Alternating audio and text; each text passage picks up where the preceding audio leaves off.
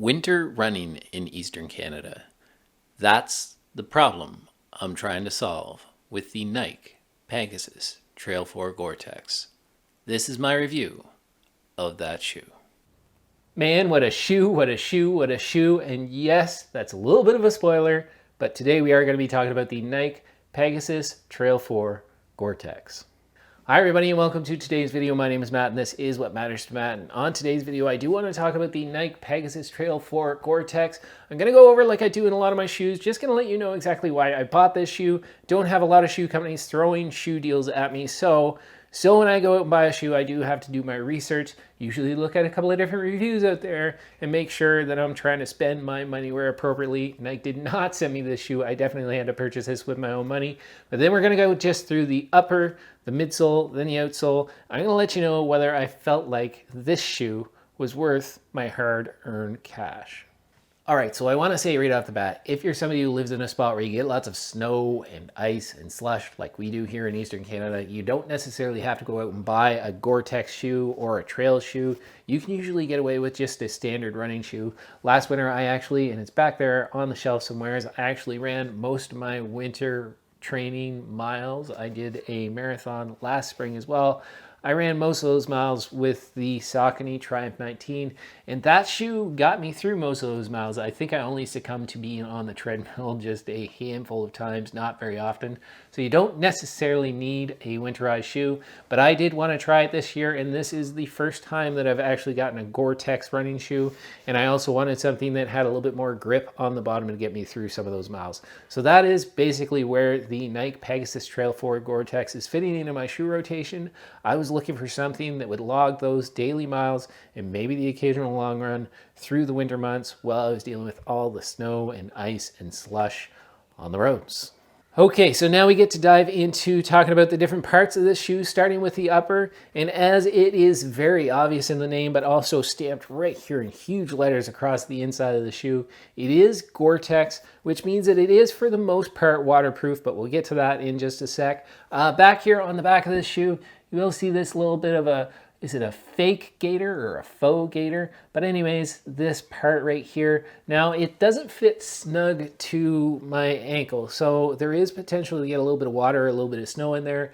I ran in this thing actually this morning and didn't get any snow or anything in my shoe at all, and I was in ankle deep snow during a snowstorm, so really solid. I ran about 5.5 kilometers this morning, just an easy run around the neighborhood, and kept the water, the snow, everything out. So really, really good this morning. Surprised me actually a little bit. And the other thing I will say back here around the heel is that you got this, see if we can focus, this little pull tab here on the back, which is pretty nice, and another one here on the tongue, which allows you to really slide the shoe on really easily. The tongue, when we're talking about the tongue, is stitched up to about here, which means that if you're standing in water that is any lower than this point, it is going to keep you pretty waterproof. I don't think you're going to get a whole lot of water in the shoe. The other thing I'll say about the tongue is there is not a lot of padding, but there's enough padding that is going to protect you from that laces. Don't have any issue with that whatsoever. When it comes to the lockdown of this shoe, first run I took out in this shoe was just actually 3 kilometers when I was trying to squeeze in just a quick initial run between jobs when this showed up at my doorstep when I came home one day. I went on that run without actually doing the heel lock, and it felt like a little bit of slip back here in the heel. Now I would say that this shoe is true to size, but in order for me to get the proper lockdown in this shoe, I did have to go to a heel lock. And I'm going to be honest with you, in every single one of my running shoes, I do the heel lock. It was just, I was so excited to get this on my feet. So I went for that short run without doing that. And I did notice a little bit of slippage, but since I've gone to that, I've had no issue with heel lock whatsoever. If you're talking about this in terms of protection up front, there's just a little bit of a rubber pattern up here, but you're not going to get a whole lot of protection into that. So if you're using this as a dedicated trail shoe, not a whole lot of protection up front here. The outsole does curve up to the front, but again, there's really not much of a toe bumper to speak of. So overall, the upper fits true to size. It's really comfortable. The last thing that I'll say is the other shoe that I tried on in the store was the Nike Pegasus 39 Shield, and one of the things that I didn't like about the Nike Pegasus 39 Shield, might have that wrong, I'll make sure to put it up here if I got that wrong, but the Shield version of the shoe, of the Pegasus 39, Well, for some reason, and I read this in other reviews, had this little bit of a clicking sound. The material seems a little bit stiffer to me in that shoe than in this one. And so this is definitely more comfortable than that. Now, would I say is it as comfortable? Would I say is it as comfortable as just your standard running shoe? Not quite. You do give up a little bit of softness or stretchiness when you're going to something that's more of a Gore Tex material. But overall, I'm pleasantly surprised with just how comfortable this upper is. Now let's move on to talking about the midsole of this shoe. So let's talk about the midsole of this shoe. Now, Nike is using 36 millimeters in the heel and 26 millimeters in the forefoot for a 10 millimeter drop. They are using Nike React foam. Now, that can mean some very, very different things depending upon which shoe you're talking about. It can be a little bit inconsistent on the feel. I will say in this shoe, it's very comfortable. It's soft enough to actually provide you with a good amount of protection and soft enough that you're comfortable on your runs. It's definitely soft enough for the type of runs that I'm going to be doing in this shoe, but it's not too soft. It's not really soft and squishy. And the reason why that's important to me is, again, my use case where I'm running out on the roads and the sidewalks and some light trails where it's kind of inconsistent ground. I really oftentimes can't even see what I'm landing on because of the snow during the winter months. Instability if the foam gets a little bit too soft. So really comfortable to be out there running in this shoe, and a decent amount of energy return. Now, it's not something like a carbon plate. It's not even something like an up-tempo shoe, but it is a solid daily trainer that you can pick up the pace relative to what you're expecting to get out of a daily trainer. So I am a big fan of this midsole, and I was pleasantly surprised when I got the shoe on my foot and actually had it out for a couple of different runs. Okay, so now we get to talk for just a minute about the outsole of this shoe. I have to be honest with you, one of the things that kind of kept me away from buying any Nike trail shoes in the past was just the reports of just how bad the outsoles were at grip. And then I think it was Believe It in the Run when I first heard Robbie on Believe in the Run talk about this shoe, and he mentioned that they had done something different with this outsole and you're actually going to get some grip out of this, and he was surprised. That's when I finally decided to pull the plug on this. So thank you, Robbie, if you ever watch this, which I'm sure you never will.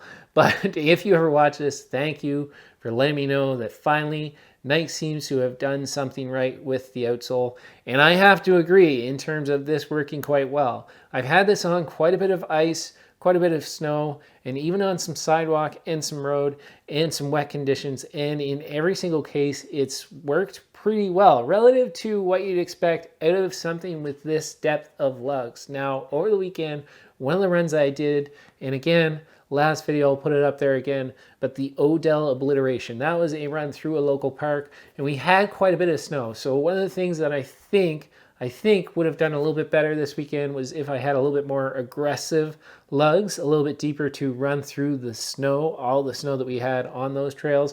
But that's not what I was looking for. This, for me, and what Nike actually advertises this shoe for, is more of a road to trail shoe. It's not necessarily something that you're looking to go on any really deep snow or anything that you need really deep lugs, like something really technical or really muddy. But the outsole of this serves its purpose really, really well. And that's the last thing I want to say about this outsole, is that when it comes to running on the roads, it does great. It feels as close to a normal running shoe as a trail shoe can feel. So I am loving this shoe.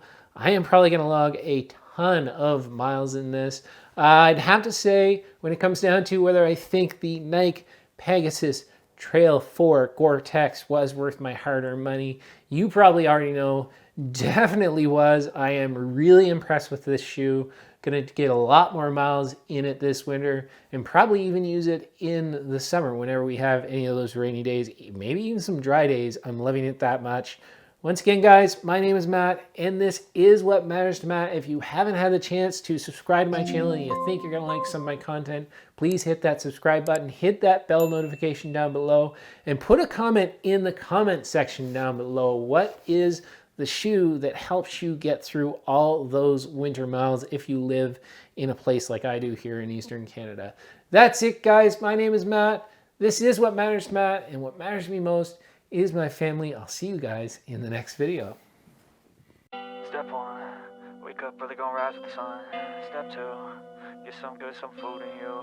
Step 3, grow high about what you want to be. Step 4, everybody just do your thing. Wake up, today's gonna be a good day.